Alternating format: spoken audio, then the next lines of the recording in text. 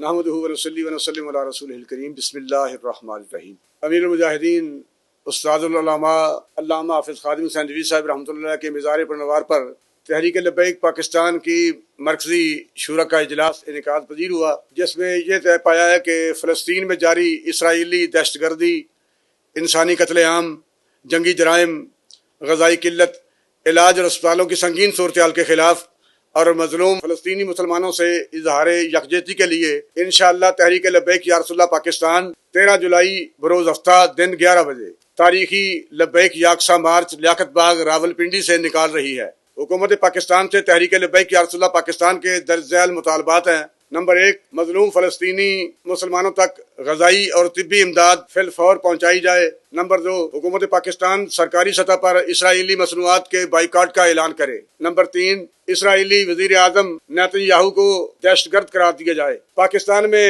مظلوم فلسطینی عوام کا درد رکھنے والے تمام احباب سے بھرپور شرکت کی اپیل ہے۔